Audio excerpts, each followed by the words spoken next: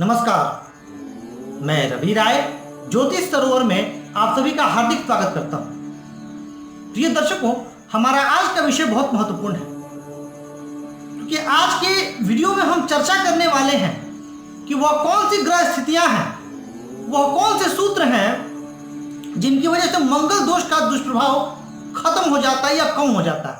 मैं कहूंगा कि कम हो जाता है। दूसरी बात कि आज का यह जो विषय है वह उस चीज पर भी आधारित है कि विवाह के समय यदि मांगलिक योग है तो किन किन सावधानियों को रखा जाए, कुंडली मिलान करते समय किन किन सावधानियों को रखा जाए जिससे कि वैवाहिक जीवन सुखमय हो। यानी अब चाहिए परिस्थिति तब आएगी अगर विवाह के समय लड़का और लड़की दोनों की जन्म कुंडली में मांगलिक दोष नहीं है तो कोई परेशानी ही नहीं है, मंगल दोष की बात ही नहीं आएगी। या फिर उन दोनों की जन्म कुंडली में मंगल दोष है तो भी कोई दिक्कत नहीं है। परेशानी तभी आएगी जब किसी एक की कुंडली में मंगल दोष है और दूसरे की कुंडली में नहीं है, वहां पर दिक्कत आएगी। उस दिक्कत को कैसे सॉल्व करना है वो आज हम समझेंगे। साथ ही आज का वीडियो उन लोगों के लिए भी खास है जिनका विवाह तो हो चुका है, विवाह के समय इन्होंने ध्यान नहीं दिया मंगल दोष है कि नहीं, पर अब मंगल दोष की वजह से उनके जीवन में परेशानी आ रही है। तो हम उन उपायों को भी जानेंगे कि वो क्या उपाय हैं जिनको करके आप अपने जीवन को सुखमय बना सकते हैं। मैंने कई लोगों को यह भी कहते सुना है कि 28 साल की उम्र के बाद मंगल दोष यदि जन्म कुंडली में लगा है तो वह स्वतः ही समाप्त हो जाता है। तो यह कितना सत्य है हम यह भी जानेंगे और हमेशा की तरह हमारे आज की वीडियो में एक दर्शक के प्रश्न का भी उत्तर दिया जाएगा। आइए चर्चा शुरू करते हैं। देखिए, सबसे पहले मैंने पूर्व के वीडियो में भी कहा था जो कि जिसमें मैंने बताया था कि मांगलिक दोष कब होता है। इसको दोष कहना तर्कसंगत नहीं है, यह योग है और इस योग में उत्पन्न व्यक्ति बड़े ऊर्जावान होते हैं। ये सारी बातें मैंने आपको पूर्व के वीडियो में बताई थी। आज मैं और उस वीडियो में मैंने कहा था कि एक और वीडियो बनाऊंगा जिसमें मैं बताऊंगा कि कई बार ऐसी परिस्थितियां बनती है जहां मंगल दोष का कम से कम दुष्प्रभाव देखने को मिलता है या वह दुष्प्रभाव जो है वह अच्छे फलों में तब्दील हो जाता है। तो पहले हम उन ग्रह स्थितियों को जान लेते हैं कि वह ग्रह स्थितियां क्या हैं जहां मंगल का मांगलिक दोष होते हुए भी, यानी मंगल उस स्थान में, जैसे मंगल पहले दूसरे चौथे 7वें 8वें और 12वें स्थान में हो तो मांगलिक होते हैं। मंगल इन स्थानों में होते हुए भी शुभ फल जो है देंगे। आइए देखते हैं वो कौन कौन सी स्थितियां। देखिए, सबसे पहले यदि जन्म कुंडली में मंगल योगकारक त्रिकोणेश के साथ संबंध बनाए और केंद्र में स्थित हो जाए। केंद्र में कहां ये बता देता हूं, सप्तम में नहीं, पहले घर में और चौथे घर में, प्रथम भाव में और चतुर्थ भाव में, यहां मंगल बहुत अच्छा फल देंगे। अगर प्रथम भाव में मंगल स्थित हो जाए मेष राशि पर, मकर राशि पर और वृश्चिक राशि पर, तो यह बहुत ही सुंदर है और यहां पर मांगलिक होने का जो है कम से कम दुष्प्रभाव, एक प्रकार से हम कह सकते हैं कि मंगल दोष भंग भी हो गया है। चतुर्थ भाव में भी यह स्थिति लागू होती है। चतुर्थ भाव में भी यदि मेष राशि, वृश्चिक राशि और मकर राशि पर मंगल स्थित हो तो अच्छे परिणाम मिलते हैं और वैवाहिक जीवन पर इसका कम से कम प्रभाव रहता है। मैं यह कहूंगा आपसे प्रभाव रहता है पर कम से कम रहता है। लेकिन सप्तम भाव में ऐसा नहीं है। सप्तम भाव में उच्च के मंगल भी वैवाहिक जीवन में परेशानी दे सकते हैं। हाँ, रोचक योग बनाएंगे, उसका फल भी मिलेगा, पर उसका फल जो है वो दूसरे क्षेत्रों में परिलक्षित होगा। इस बात को समझिए। एक और बात बता दूं आपको, सबसे ज्यादा मंगल दोष का दुष्प्रभाव सप्तम भाव और अष्टम भाव पर मिलता है। यह जांची हुई बात है, परखी हुई बात है। यदि मंगल इन भावों में स्थित हो और गुरु की दृष्टि हो तो भी मंगल का दुष्प्रभाव बहुत हद तक कम हो जाता है। तो ये नियम सप्तम भाव में भी लागू होता है। यानी मंगल यदि सप्तम भाव में स्थित हो किसी भी राशि पर और गुरु की दृष्टि हो और मंगल गुरु को ना देख रहे हो, अब इसका अर्थ यह हुआ कि गुरु या तो स्थित हो तृतीय भाव में या गुरु स्थित हो एकादश भाव में, अगर मंगल सप्तम में स्थित है तो उस स्थिति में बहुत ही सुंदर फल मिलेगा आपको, और मंगल का जो दुष्प्रभाव वह कम होगा, क्योंकि गुरु की दृष्टि में अमृत होती है। आप लोगों ने चंद्र मंगल योग के बारे में सुना है, आगे बताऊंगा कि चंद्र मंगल योग भी यदि लगा हो तो मांगलिक योग का जो दुष्प्रभाव है वह बहुत हद तक कम हो जाता है। मंगल यदि नीच के हो,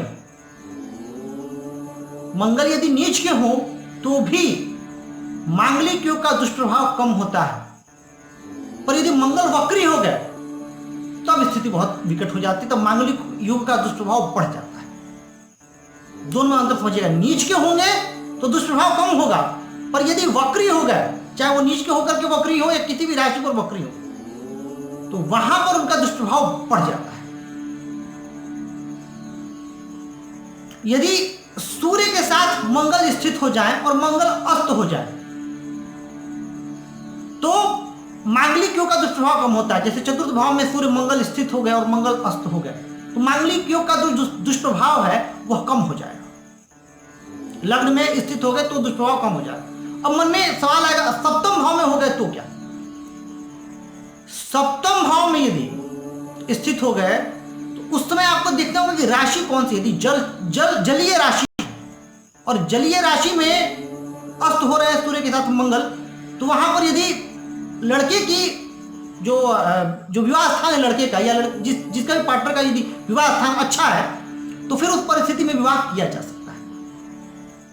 इसका अतिरिक्त बहुत सूत्र है, बड़े कुछ सर्व मान्य सिद्धांत जो कि मंगल दोष के कैंसिलेशन पर लागू होते हैं, मैं आपके सामने लेकर के आया। अब आ जाते हैं हम लोग अपने अगले पड़ाव पर, जहां मैंने बताया था कि यदि विवाह करना है तो क्या करें। देखिए, सबसे पहले तो मेरी राय यह होगी कि यदि मंगल दोष है और सामने वाले व्यक्ति की जन्म कुंडली में मंगल दोष नहीं है तो विवाह ना करना ही उचित है, पहली सलाह। लेकिन कई बार ऐसी स्थिति बन जाती है कि विवाह करना, लड़का बहुत अच्छा है या लड़की बहुत अच्छी है, बाकी सारी चीजें अच्छी हैं, विवाह करने का मन हो जाता है। उस स्थिति में दो तीन चीजें बता रहा हूं, बहुत काम की, ध्यान रखिएगा।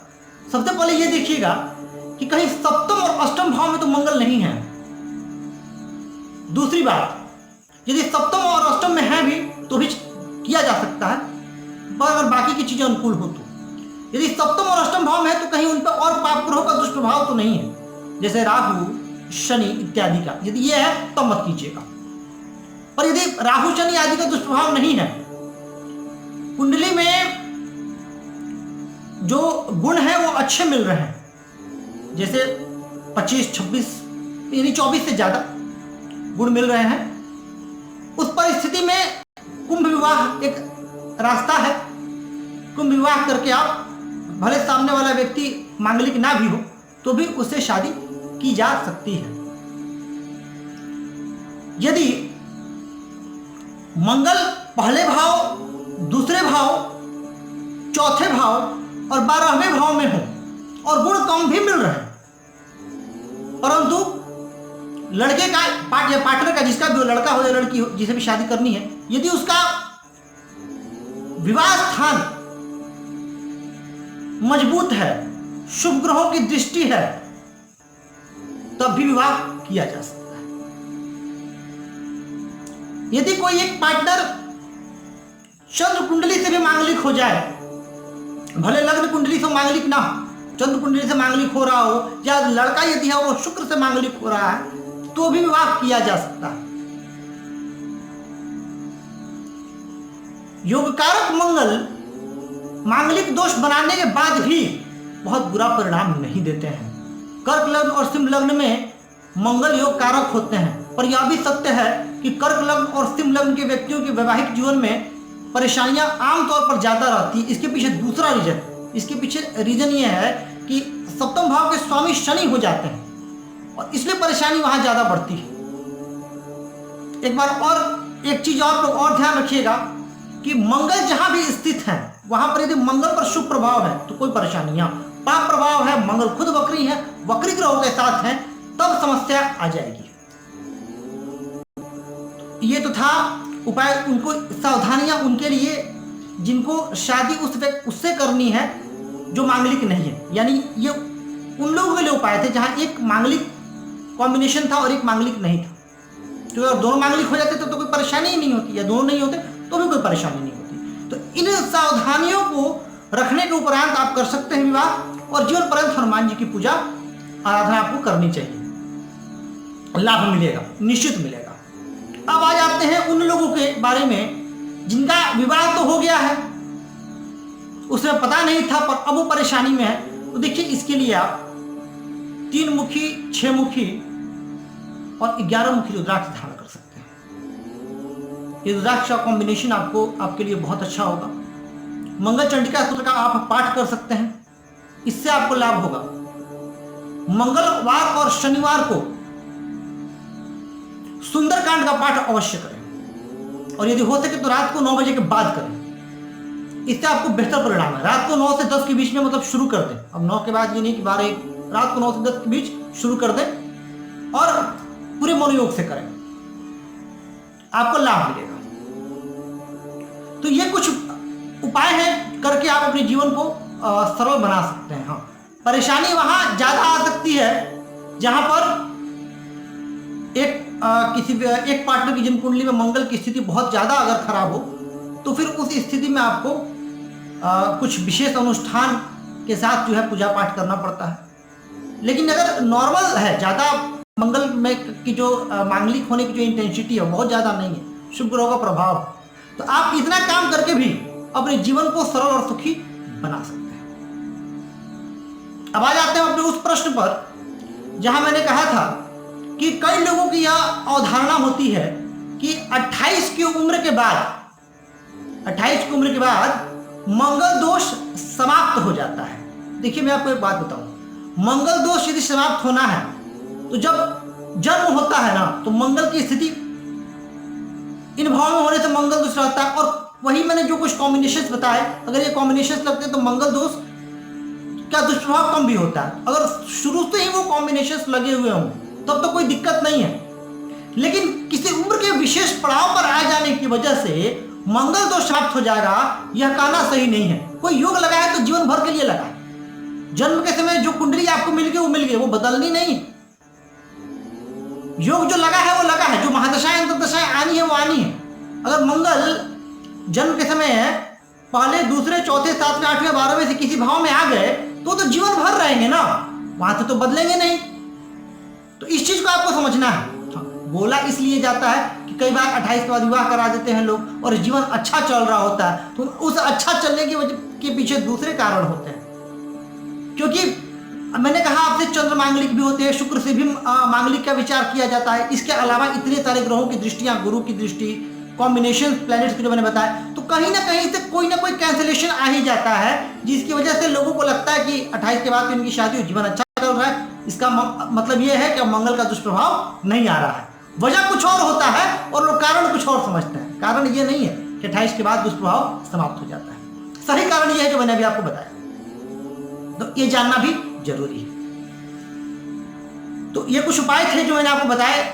सब सेगमेंट पर चर्चा हुई, उनके लिए भी हुई। जो लोग विवाह करना चाहते हैं वो मिलान कैसे करें, जिनका हो गया है उनके लिए भी हनुमान जी की शरण में चले जाइए, भगवान शिव और पार्वती माँ की खूब पूजा कीजिए। जिन लोगों का विवाह हो गया उनके लिए तो मंगल दोष के दुष्प्रभाव से आप बचे रहेंगे। अब आइए एक दर्शक के प्रश्न को ले लेते हैं, उनका प्रश्न देखते हैं क्या है। ये काजल पटेल जी, इन्होंने पूछा है कि इनका विवाह कब तक होगा।